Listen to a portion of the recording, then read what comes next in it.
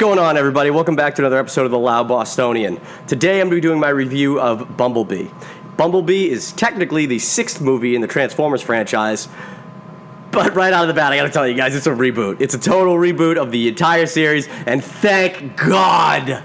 Because I love the Transformers. It was my favorite part of my childhood. The 1986 movie, the original TV series, Beast Wars, you name it. Transformers have been with me forever. So when the original movies came out and Michael Bay was directing them, I gave them a lot of slack because I love Transformers so much that even seeing them on the screen was enough for me. But after five movies with the franchise and Michael Bay's lack of being able to tell a coherent story, horrible Transformer designs, and just, I don't even want to talk about Marky Mark. But anyways, the movies were consecutively worse and worse and worse and worse.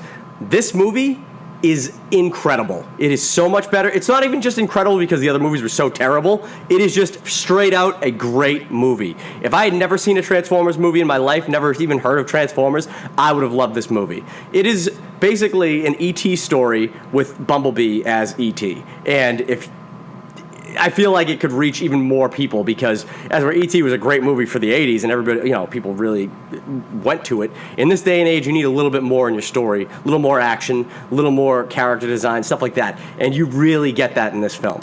Now, straight out of the bat, this review is going to be two-parter. It's going to be one non-spoiler review in the beginning. I'll throw a spoiler warning up there, and I will jump into the spoilers. Right out of the bat, like I said, this movie was great, guys. The tone is perfect. They really capture how this should have been done from the beginning. I know that everybody who's an adult who fell in love with Transformers wanted this adult story and they followed the characters similar to the 1986 movie, which is not really a kid's movie. But you got to go back to what this movie was for. It was for young children to fall in love with these characters. So they really hit you with that sense of wonder. And granted, there's a lot of heavy stuff in this movie. But they really, really drove home that tone of what would it be like if these things were real and you encountered one. And it was so good. And they do things in this movie that they haven't done in any of the Transformers movies, which is they gave personality to these Autobots and to these Decepticons. None of the other movies have done this. None of them. Sure, they have dialogue and there's supposed to be emotional scenes, but you don't buy it because you don't feel these characters emoting other than just dialogue. This movie, Bumblebee emotes the whole time. You totally buy that he is a living, breathing, sentient being, not just a robot. And it's driven home, especially is the interaction between him and God damn it, now I can't. Haley Steinfeld.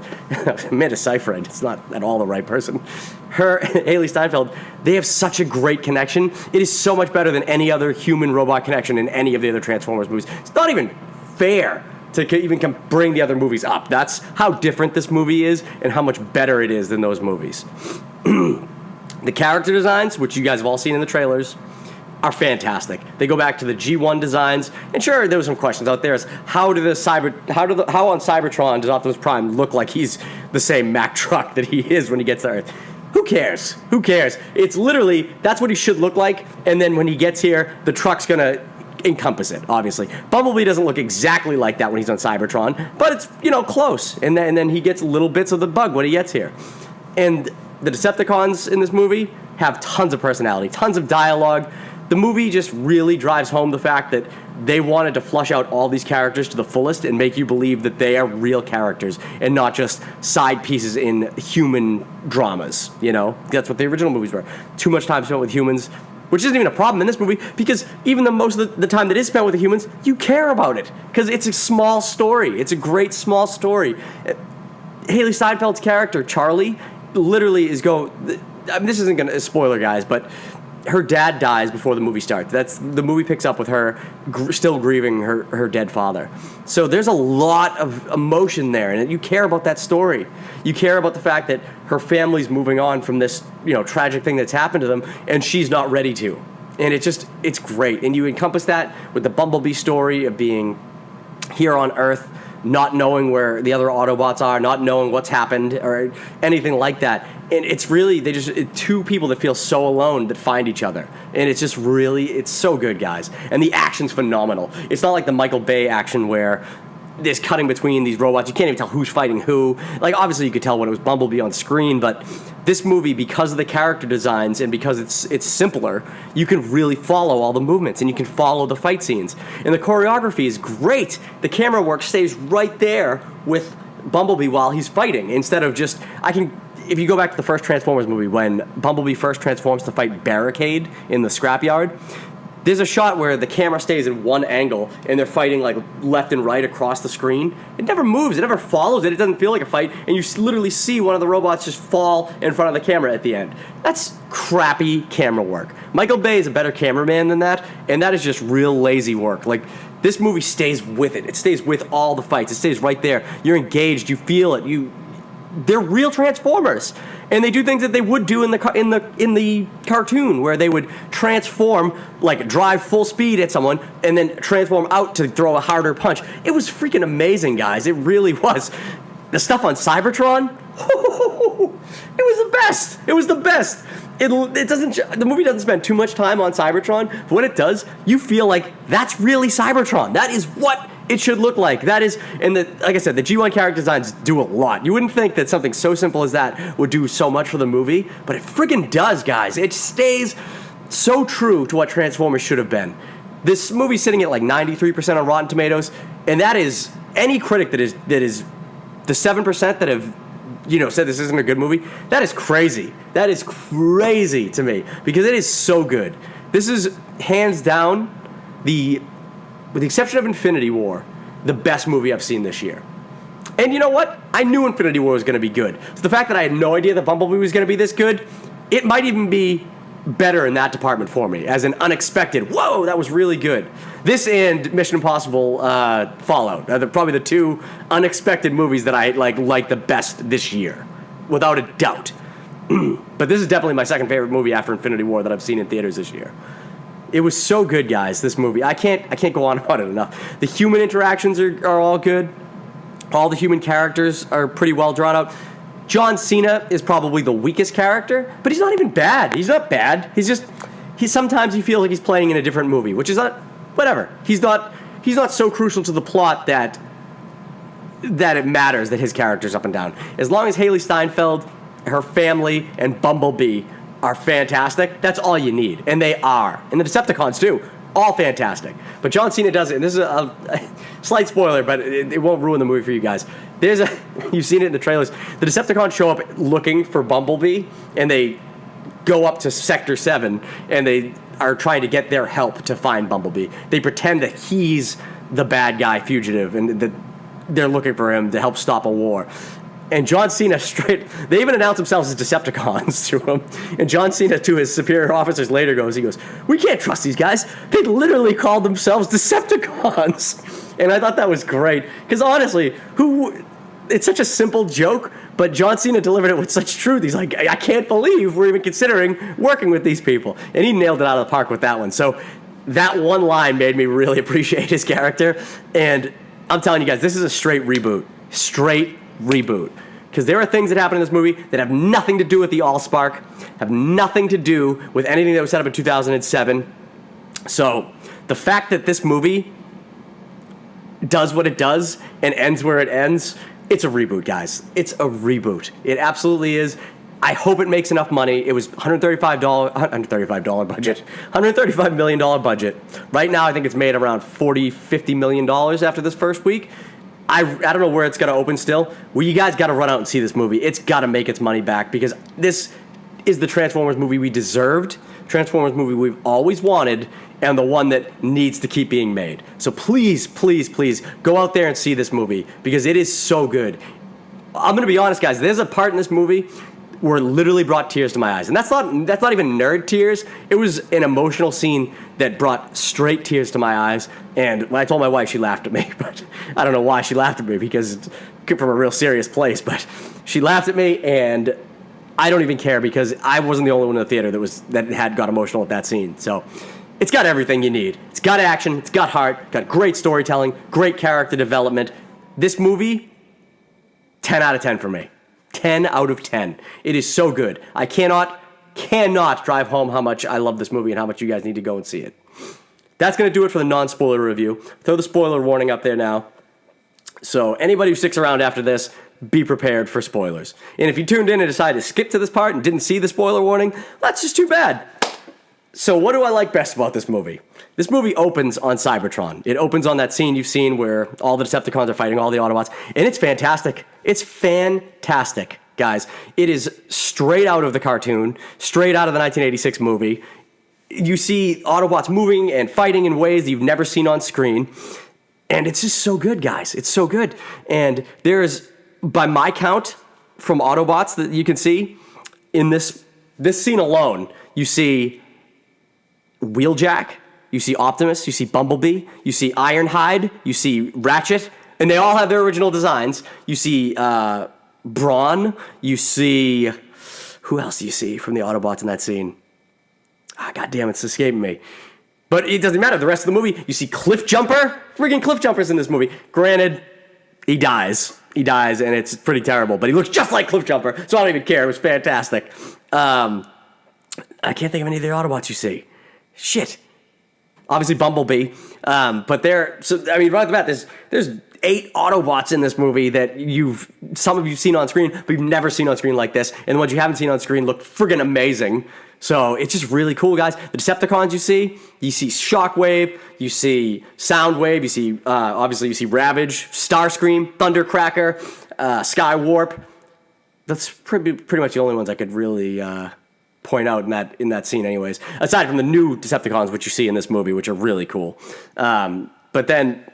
So this big war is happening on the planet there, and the Autobots fall back to their escape pods so they can escape the planet. And the plan is Cybertron's lost to them. They don't have enough forces to really take on the Decepticons that are happening right now. So Optimus's plan is to scatter the Autobots, find the Autobots that are out there in the universe, bring them together on Earth so that they can then be undetected and make their battle plan for taking back Cybertron.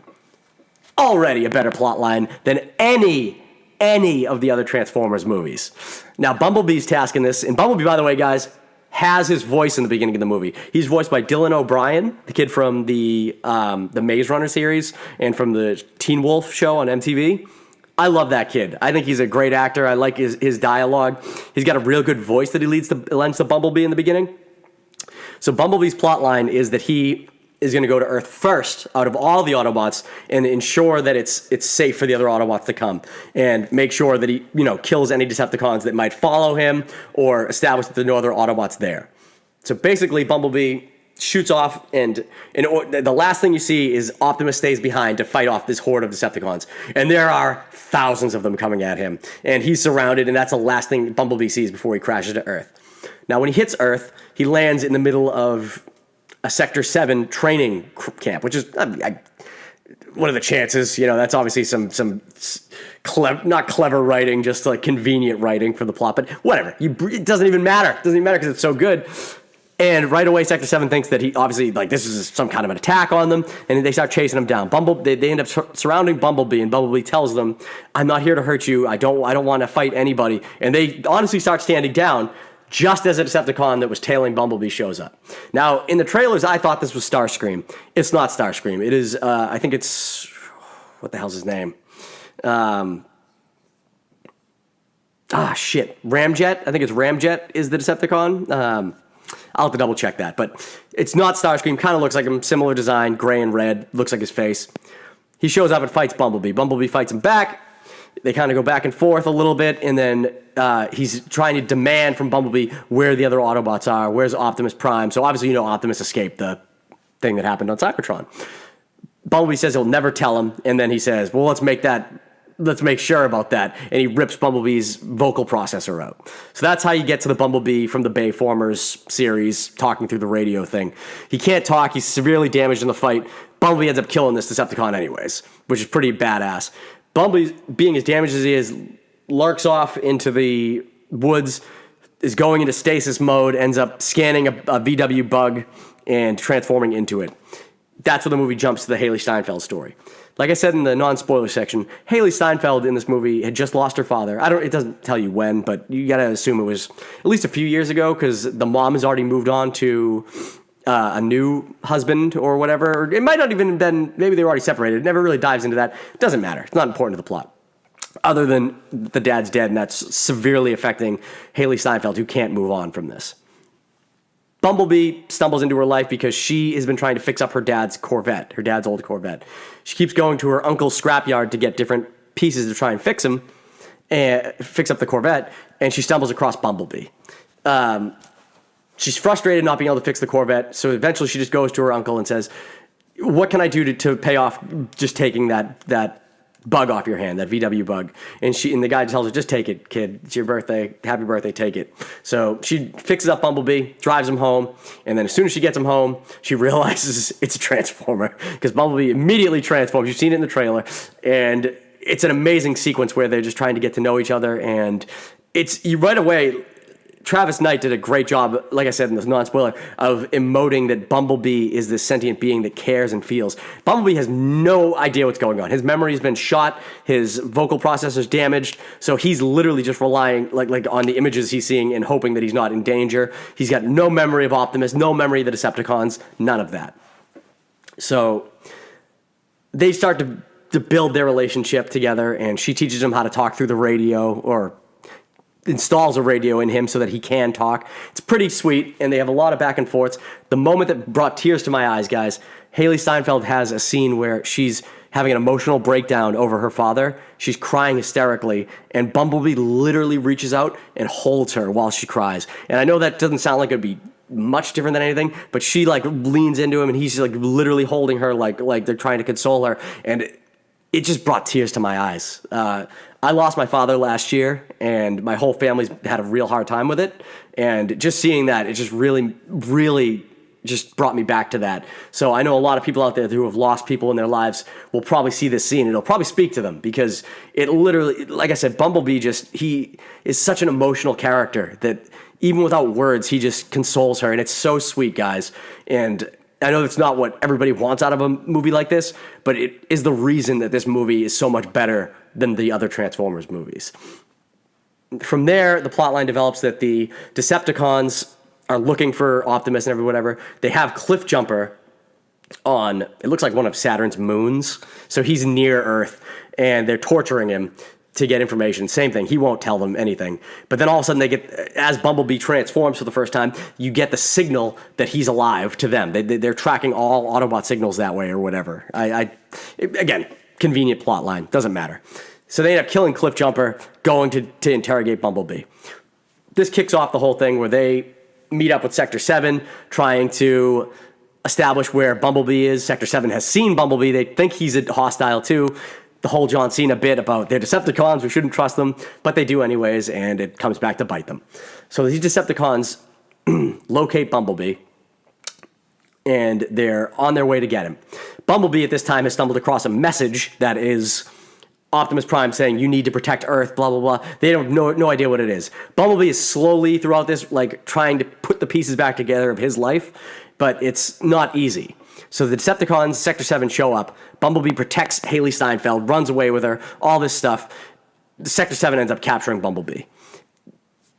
In a bunker in the town where Haley Steinfeld lives, the Decepticons are interrogating Bumblebee. They're beating him up pretty badly, and she rushes in to save him. She breaks into the camp and rushes in to save him. Bumblebee can't give up any information. He doesn't know anything, and they realize he doesn't know anything. But during the course of them, kind of torturing him, the message plays out, and they realize that Bumblebee is supposed to send this beacon to them once everything is good to go, and the Autobots will all are all going to come to Earth and meet him. So their plan, the Decepticons from that point, is to hijack a radio tower, send the signal to the Autobots so they can come, and simultaneously send the signal to the Decepticons, letting them know to bring the full army to Earth.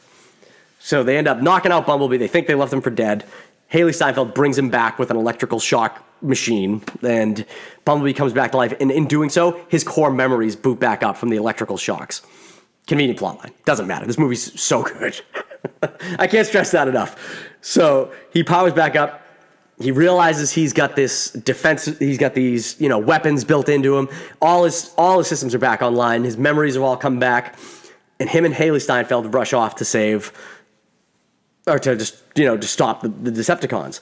So as they get there to this plot line, Bumblebee puts Haley Steinfeld in a safe place and tells her through the radio, like, nothing would be worse than losing you, or something like that. So he puts her aside to save her. He goes in to take out one of the Decepticons. Pretty awesome fight scene. He ends up killing the blue Decepticon pretty amazingly. This guy's like a helicopter, so Bumblebee gets like a chain wrapped around him, and when he transforms back into robot mode, the chain's still in him. Bumblebee uses the chain to basically rip this guy to shreds. It's fantastic. Haley Steinfeld sees that the other Decepticon's getting ready to send the signal, so she climbs this tower to try and take out the piece of Decepticon tower transformer technology that is going to send the signal. So she starts working on that. The plain Decepticon, the red one, notices that she's doing that. She transforms and starts firing at Haley Steinfeld. So Bumblebee obviously starts shooting back at her to kind of get her off him. Meanwhile, Sector 7 shows up in a helicopter, John Cena, and shoots at her too. She takes out the helicopter, and as it falls, Bumblebee catches the helicopter. So in catching the helicopter, he saves John Cena's life. And then from there, he ends up shooting her out of the sky. And Haley Steinfeld is safe on the top. She pulls out the thing, and the signal never gets sent to the Decepticons, which is fantastic.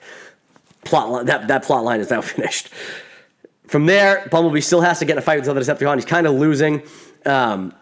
He ends up beating her because they're fighting in the shipyard, and there's like a dam that's blocked into this part of this shipping bay or whatever. He ends up shooting the shipping bay, and like all these shipping containers in a boat come flying through after it gets opened up, and it smashes into both of them, and it ends up destroying the red Decepticon. And Bumblebee is stuck at the bottom of this trench, this thing full of shipping containers or whatnot. Haley Steinfeld dives in to save him. To save him, more like to, wake him up, because she can't pull him out. And then they both swim to safety. From there, the plot line is pretty much the end of the movie. Everything wraps up. It is basically Bumblebee realizes he has to go meet Optimus and these other Autobots, and he wants her to come with him, and she can't go with him. She knows, and they have this emotional goodbye where she says, "Thank you for, showing me who I am again," because for the longest time since her dad passed away, she hasn't been herself. So it's such an emotional scene, and it's great. And Bumblebee says, "Thank you for helping me find my voice," and the two of them part ways before he scans the classic yellow Camaro, and she takes one look at him and goes, "You could have been a Camaro this whole time," and it's a great joke. And he rides off and on the highway as he's driving away, you see him drive past a truck that looks just like the G1 Optimus truck. Whether or not it actually was the G1 Optimus, I don't know if it was, but the next time you see Bumblebee in the next scene, he is with Optimus again, as I think by my count 9 Autobots were rocketing to Earth. So it leaves in a really good place, this movie. There's a couple different endings. It shows like Haley Steinfeld have like goodbye with like a boyfriend she had kind of through the movie. Not a goodbye, like an end note, and like another one with a goodbye with Bumblebee, and then another one where she gets the Corvette to work and she drives off. This movie probably should have ended with the Bumblebee scene, if I was being honest, because that was the coolest thing, just seeing the Autobots coming to Earth. So I really hope this movie gets a sequel. Like I said in the non-spoiler review side, guys, go out and see this movie. It is the best Transformers movie that's ever been made. Hands down. Better than the 1986 movie. Better than the 1980s cartoon. Better than Beast Wars. Better than any of the Bayformers by far. It is so good. I cannot recommend it enough. It's a reboot. Go out there and see it, and let me know what you think in the comments. Thanks for watching the video. Subscribe to the channel. Like the video. We'll see you next week.